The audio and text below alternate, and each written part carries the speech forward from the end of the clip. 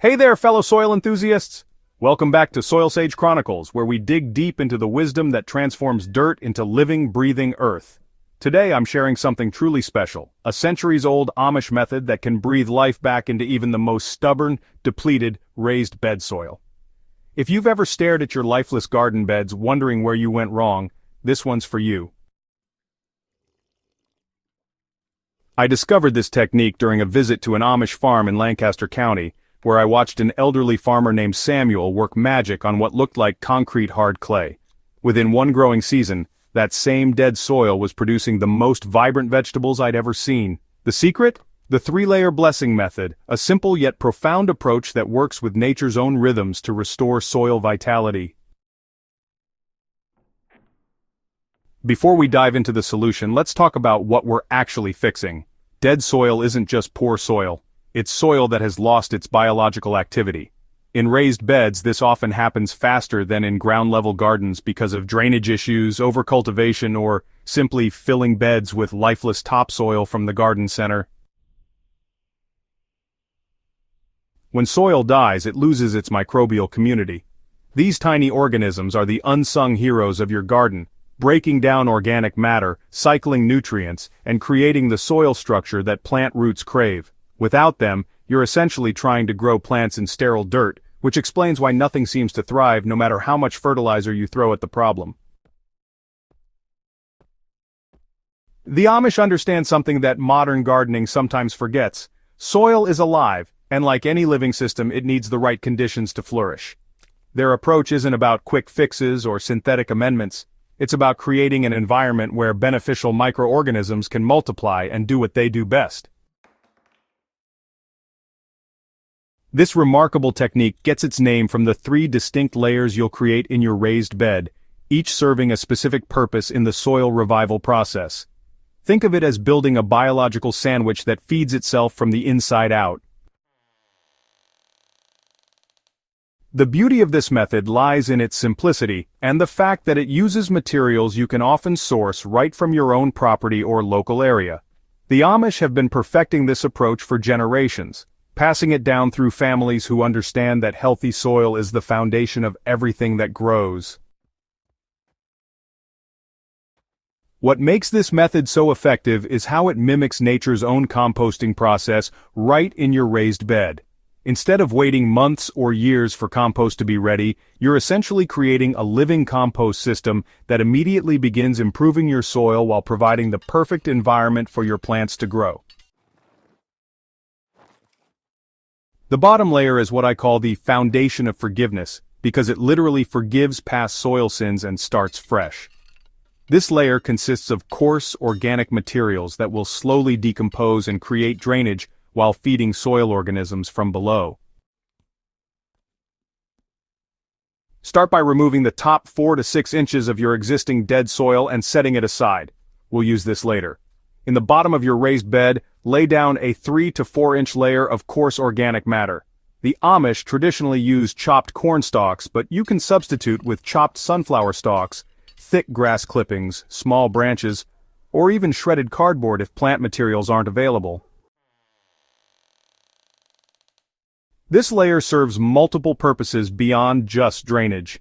As these materials slowly break down over the growing season, they release nutrients and create air pockets that allow beneficial organisms to establish themselves. The decomposition process also generates gentle heat, which encourages root growth and, extends your growing season naturally.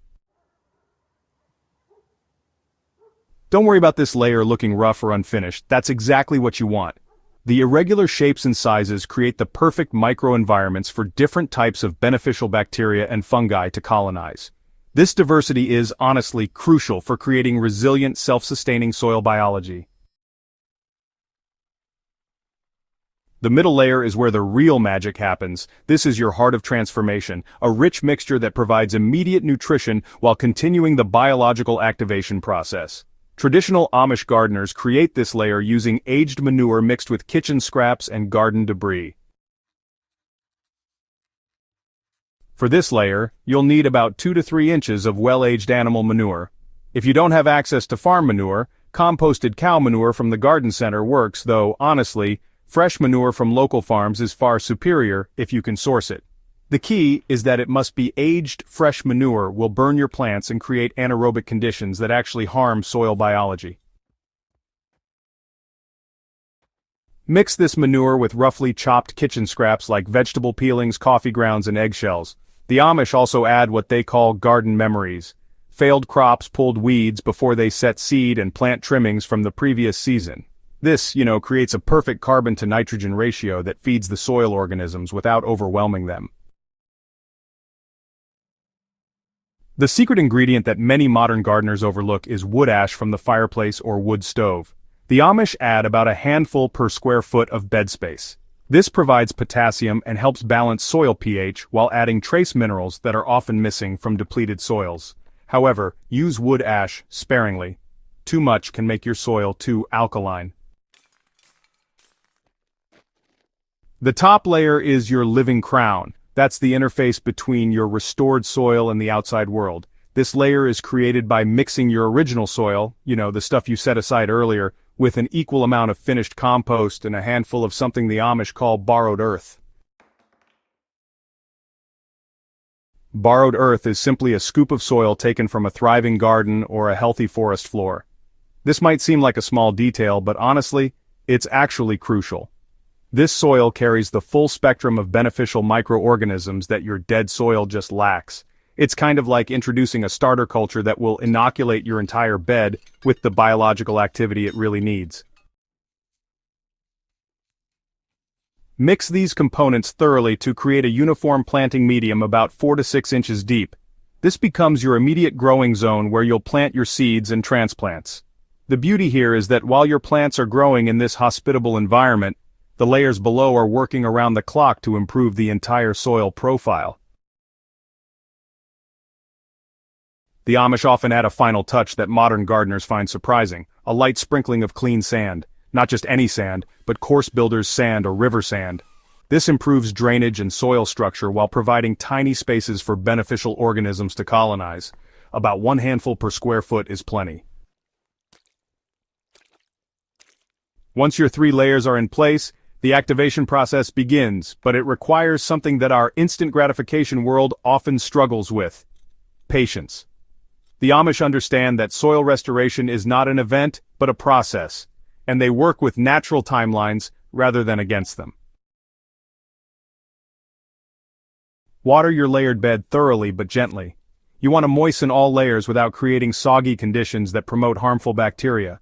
The ideal is evenly moist soil that springs back when you squeeze a handful. This initial watering awakens the dormant biological processes and begins the transformation. Over the next few weeks, you'll notice changes. The organic materials will begin to settle and decompose. You might see mushrooms or other fungi appear. This is a wonderful sign that your soil biology is activating. The Amish consider these fungi to be partners in the garden, not problems to solve. During this activation period, avoid walking on the bed or compacting the soil in any way. The Amish build their beds narrow enough to reach the center from either side for exactly this reason. Soil organisms need air spaces to thrive, and compaction destroys the very structure you're trying to create. The transformation you'll see throughout your first growing season will amaze you. Plants grown in soil restored using this method develop stronger root systems, show greater resistance to pests and diseases, and produce more flavorful harvests.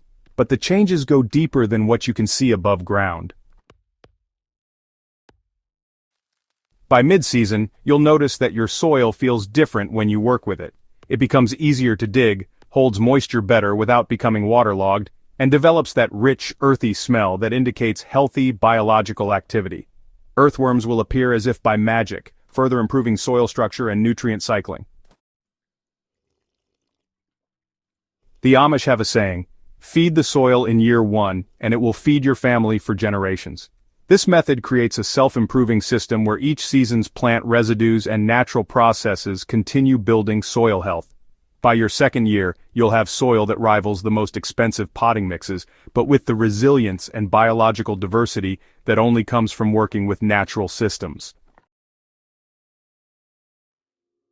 One of the most remarkable aspects of this method is how it reduces your need for external inputs over time. As soil biology establishes itself, plants become more efficient at accessing nutrients, more resistant to environmental stresses, and more productive overall. The initial investment in organic materials pays dividends for years to come.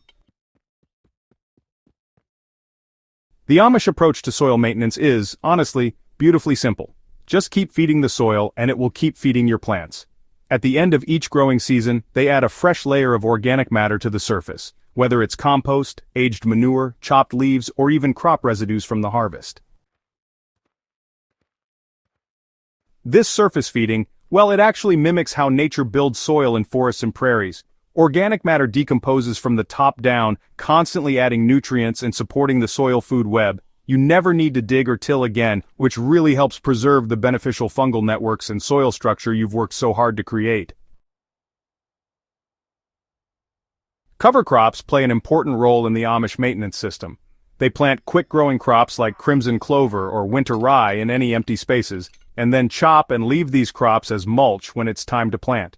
This keeps the soil biology active even during the off-season and adds nitrogen and organic matter continuously.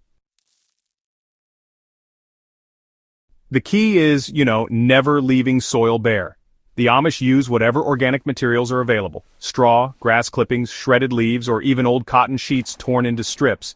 This constant covering protects soil organisms from temperature extremes while providing food for the biological processes that keep your soil alive and thriving.